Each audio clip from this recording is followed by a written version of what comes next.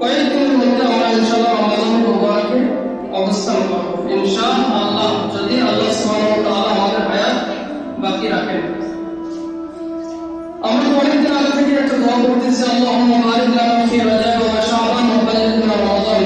আল্লাহ, রজব ও শাবান আমাদের জিন্দেগিতে বরকত দাও আর রমজান পর্যন্ত পৌঁছে দাও। কেন? রমজান মুবারকে আমরা ইবাদত করব আল্লাহ সুবহানাহু ওয়া তাআলা।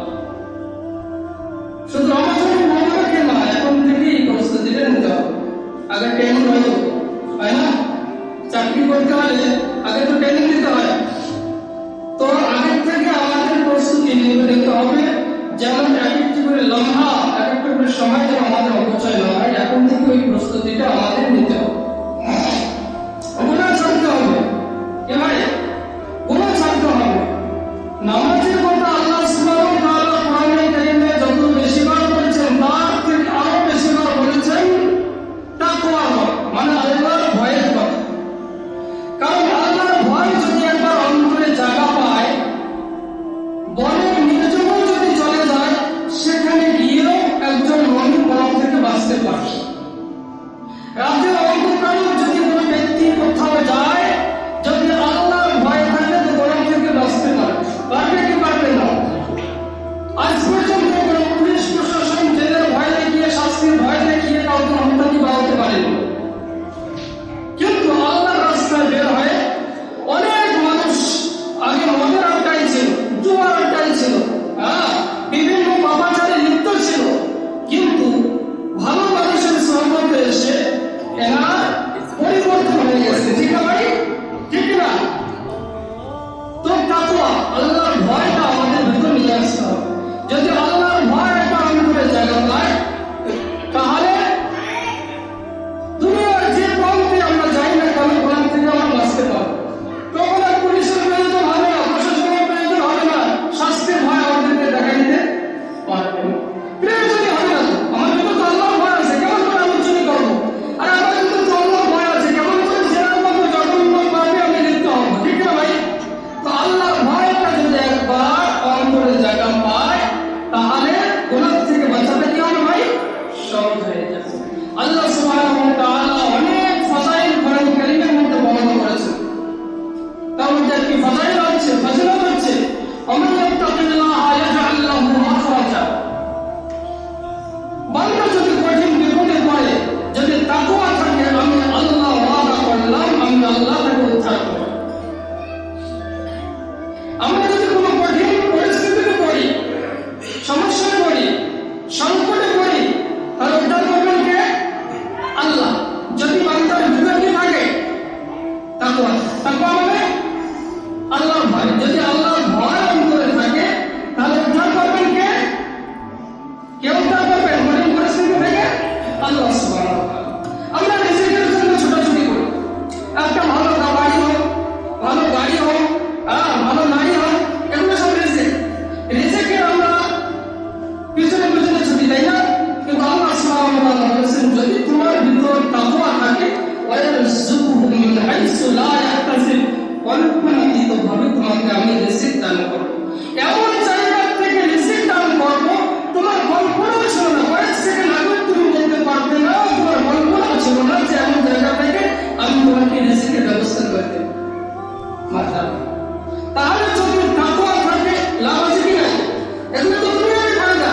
দুনিয়া তো আল্লাহ সুবহানাহু ওয়া তাআলা বলতেছেন, এই দুনিয়াতে জন্ম নিলে তুমি তো কোনো সমস্যার সম্মুখীন হতে পারো। তো আমি আল্লাহ ওয়াদা করতেছি, তোমার ভিতরে যদি তাকওয়া থাকে, আমি আল্লাহ তোমাকে উদ্ধার করব। আচ্ছা, রিজিকের পিছনে ছুটতেছো, যাও, রিজিকের জিম্মাদারি আমি আল্লাহ নিয়ে নিলাম। এমন জায়গা থেকে রিজিকের ব্যবস্থা করে দেব যে তুমি কল্পনাও করতে পারতে না যে এমন জায়গা থেকে তোমার রিজিকের ব্যবস্থা করা হবে। আমরা তো অনেক সময় মনে করি আমার চাকরি আমাকে রিজিক দিচ্ছে, আর আমার বাবা আমাকে খাওয়াচ্ছে, বাবা বলে যে আমার সন্তান আমাকে খাওয়াচ্ছে।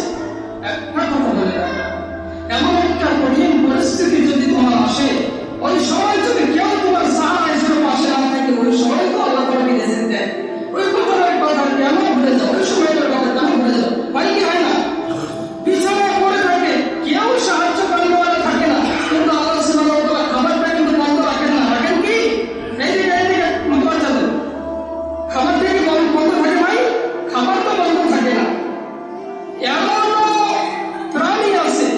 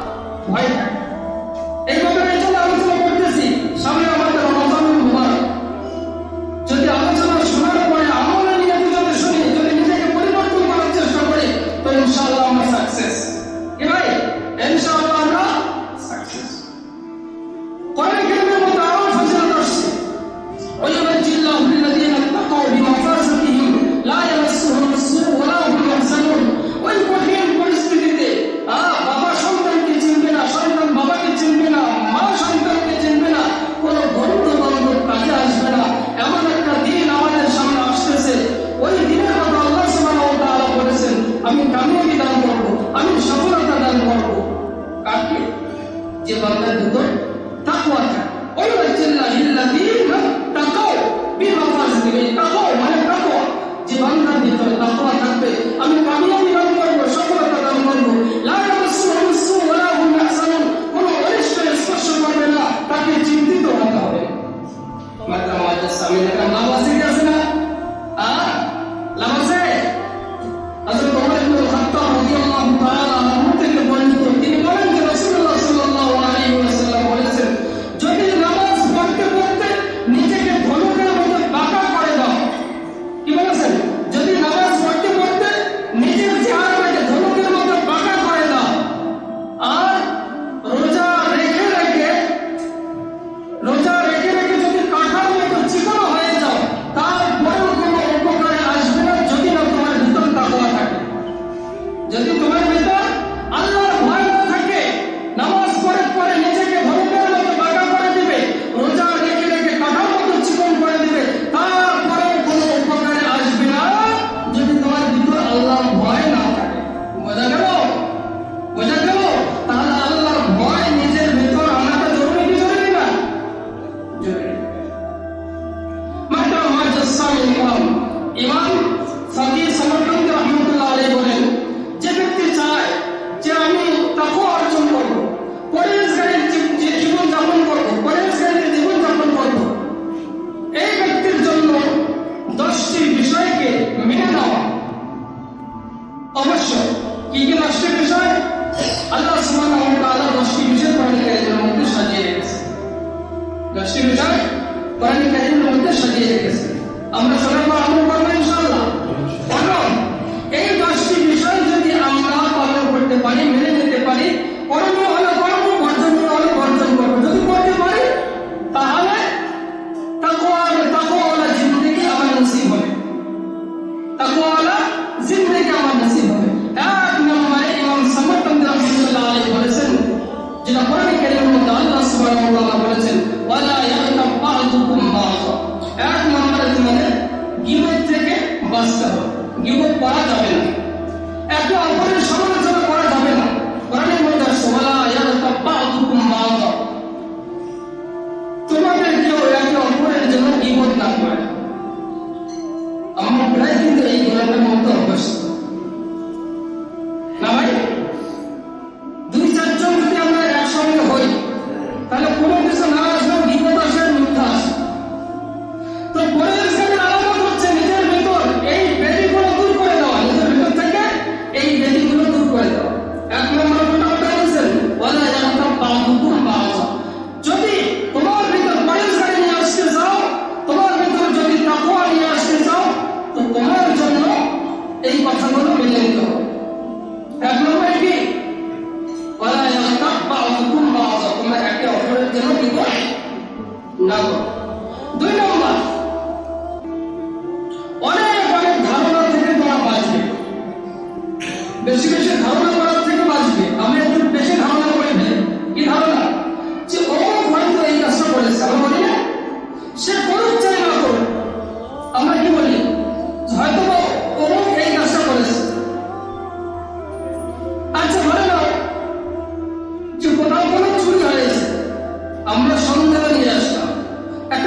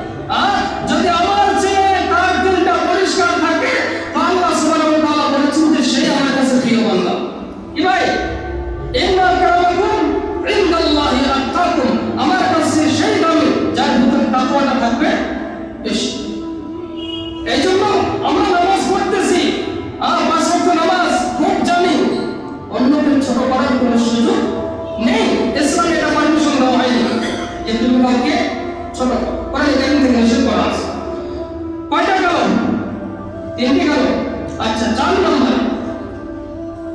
নম্বর হচ্ছে যে নবী আপনি মুমিনদের বলে দেন তারা যেন তাদের দৃষ্টিকে অবনত রাখে, মানে দৃষ্টি যেন নিচু করে রাখে, হারাম জিনিস যেন তারা দেখে না। কোরআন কারীমের মধ্যে আছে কুল্লিল মুমিনিনা ইয়াগুদ্দু মিন আবসারিহিম, মুমিনরা আল্লাহ পাক রব্বুল আলামিন বলেছেন তোমরা যখন দেখবে তো দৃষ্টিকে অবনত করবে, তোমরা যখন রাস্তা দিয়ে চলবে তখন কি করবে? দৃষ্টি অবনত রাখবে। 4 নম্বর। 5 নম্বর, কথা বললে সত্য কথা বলবে। মানতে পারবে ইনশাআল্লাহ? মানা যাবে? কথা বললে সত্য কথা, আমরা মিথ্যা বলি না। যদি মিথ্যা বলি তো মিথ্যা বলতে বলতে এমন একটা পর্যায়ে চলে যাবে যে নিফাক পর্যন্ত পৌঁছে যাবে। আর নিফাকের ব্যাপারে কোরআনে বলা আছে ইন্নাল মুনাফিকিনা ফি দারকিল আসফালি মিনান নার, জাহান্নামের জন্য ভয়ানক জায়গা থাকবে, ওই ভয়ানক জায়গায় এই মুনাফিকদেরকে নিক্ষেপ করা হবে। এই জন্য মিথ্যা বলার থেকে আমাদের বাঁচতে হবে, মিথ্যা বলার থেকে আমাদের বাঁচতে হবে। তার আগে কিছু যে দৃষ্টি অবনত রাখতে হবে, তারপরে কি মিথ্যা বলার থেকে বাঁচতে হবে। রাসূল করিম সাল্লাল্লাহু আলাইহি ওয়াসাল্লাম বলেছেন তোমরা তোমার 2টি অঙ্গের গ্যারান্টি দাও, আমি রাসূল তোমাদেরকে জান্নাতের গ্যারান্টি দিলাম। 2টি অঙ্গ কি? 1 নম্বরে রাসূল সাল্লাল্লাহু আলাইহি ওয়াসাল্লাম বলেছেন তোমাদের যে 2 চাওয়াল, এই 2 চাওয়ালের মাঝখানের অংশটার গ্যারান্টি দিয়ে দাও আমাকে, আর আমি তোমাদের জান্নাতের গ্যারান্টি দিয়ে দিলাম। বলেন না সুবহানাল্লাহ। 2 চাওয়ালের মাঝখানের অংশ কোনটাকে বলা হয়? মুখ, জিহ্বা।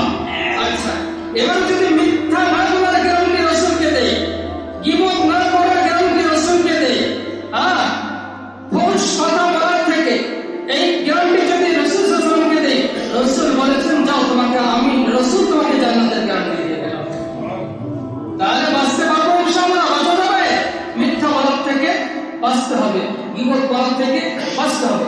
রাসূল সাল্লাল্লাহু আলাইহি ওয়াসাল্লাম আর একটি কথা বলেছেন 2 চোর, এটাকে কি বলা হয়? চোর বলা হয়। 2 চোরের মাঝখানের অংশের গ্যারান্টি দাও, আমি রাসূল তোমাদের জান্নাতের গ্যারান্টি দিয়ে দিলাম। লজ্জার স্থানের গ্যারান্টি দিয়ে দাও, আর আমি রাসূল তোমাদের জান্নাতের গ্যারান্টি দিয়ে দিলাম। কত সুন্দর কথা না?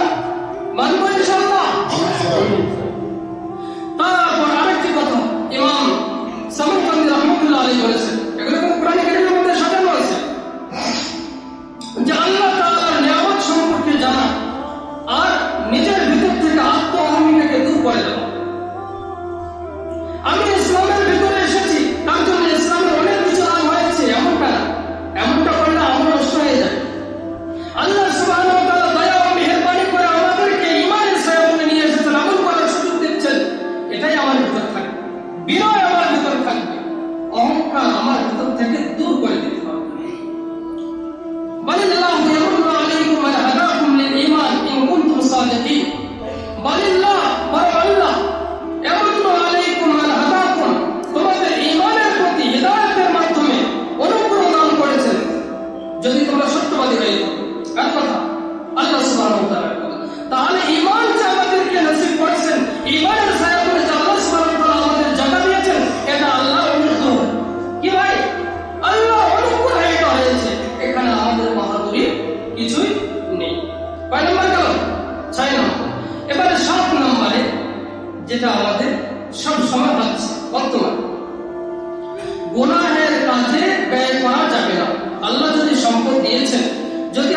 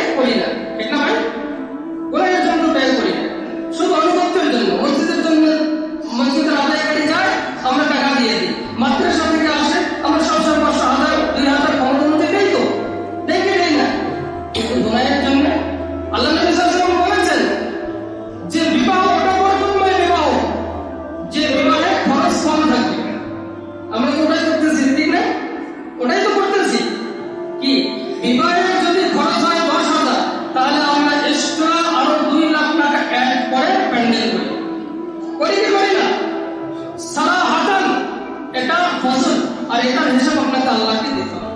কি বললাম? এটার হিসাব আপনাকে দিতে হবে। কিছু ফকিরের বাচ্চা বিয়ে করতে আসে, কথাটা হয়তো আপনাদের কেমন মনে লাগছে না? ফকিরের বাচ্চা কেন বলি এটা আপনাদের বুঝে যাবে। বিবাহটা কি? যদি আপনারা ফরজ বলেন ফরজ, বিবাহ তো সুন্নাত নাকি? সুন্নাত তো, এটা তো মানি। তো বিবাহটা সুন্নাত, ঠিক না? আচ্ছা, বিবাহের জন্য মোহর বাঁধাটা কি? একজন বলেন। হ্যাঁ, ওয়াজিব। বিবাহের মধ্যে মোহর বাঁধাটা ওয়াজিব। তাহলে শরীয়তের এমন একটা বিধান ওয়াজিব। বর্তমান বাজারে প্রায় 10,500 টাকা মোহর, আর বিয়ে করতে এসে বলে তো 3,000 টাকা বাঁধো। কি করে? 3,000 টাকা। আর ফকিরের বাচ্চা ডিমের বয়স হয়েছে, একবার চিন্তা করেন। যদি একটু দেখেন তো হয়তো এমন হবে যে 3 লক্ষ, 4 লক্ষ, 5 লক্ষ, আর মোহর দিচ্ছে কত? 3,000। আর এই মোহর আমরা দিতে গিয়ে বলে যে নেন না, নেন না, এটাই রাখেন। এটা আমরা নির্ধারিত করেছি, আমরা মশলা করে এটা করছি। আর এটা তোমার কোন মশলা? তার সঙ্গে করবে তুমি। শরীয়তের নিম্নটা বলা আছে, যেটার পরিমাণ বর্তমান বাজারে প্রায় 10,500 টাকা। হ্যাঁ, আর কি বলে যে 3,000 টাকাই রাখে। আর ওটা কি ইমাম সাহেবের পকেটে রাখে নাকি? ইমাম সাহেবের পকেটে তো রাখা হয় না। কে নেয় ওটা? আপনি আপনার স্ত্রীকে দিচ্ছেন।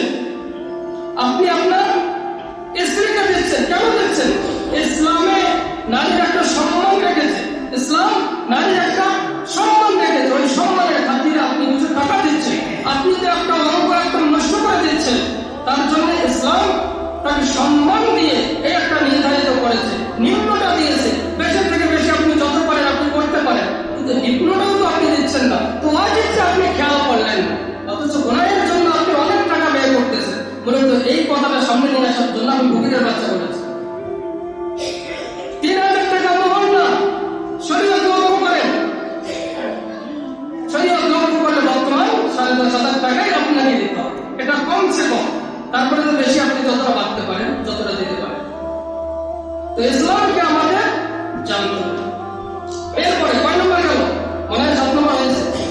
8 নম্বরে অহংকার থেকে মুক্ত থাকতে হবে। কে থেকে মুক্ত থাকতে হবে? অহংকার থেকে। তিলকা দারুল আখিরাহ, তিলকা দারুল আখিরাহ নাজআলুহা, পরকালে আবাদস্থান সাজানো আছে। নাজআলুহা, আল্লাহ সুবহানাহু ওয়া তাআলা বলেছেন যে আমি নির্ধারণ করে দিয়েছি লিল্লাযিনা লা ইউরিদুনা উলুওয়ান ফিল আরদি ওয়ালা ফাসাদা, যারা জমিনের মধ্যে বড়াই করবে না, অহংকার করবে না, জমিনের মধ্যে ফাসাদ করার ইচ্ছা করবে না, এদের জন্য জান্নাতের ওই আবাস স্থান আমি নির্ধারণ করে রেখেছি। তাহলে অহংকার করলে জান্নাত পাওয়া যাবে না, অহংকার করলে তাকওয়ার ভিতর থাকা যাবে না। আর জমিনে যদি মানুষকে কষ্ট দেওয়ার ইচ্ছা থাকে, তাহলে তাকওয়ার ভিতর আপনি থাকছেন না, তাকওয়া থেকে আপনি বের হয়ে আসছেন। তাহলে জমিনে থাকতে গেলে হাতের দ্বারা কষ্ট দেওয়া যাবে না, জমিনের দ্বারা অপর মুসলমানকে কষ্ট দেওয়া যাবে না।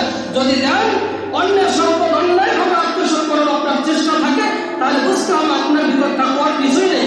আর যখন তাকওয়া থাকবে না, আপনার ইবাদত আল্লাহর কাছে গ্রহণযোগ্য হবে না।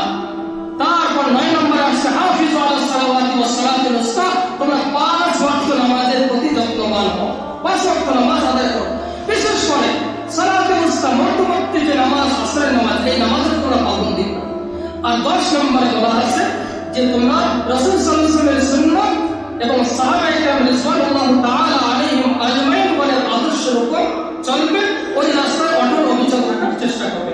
আল্লাহ সুবহানাহু ওয়া তাআলা আমাদেরকে আমল করার তৌফিক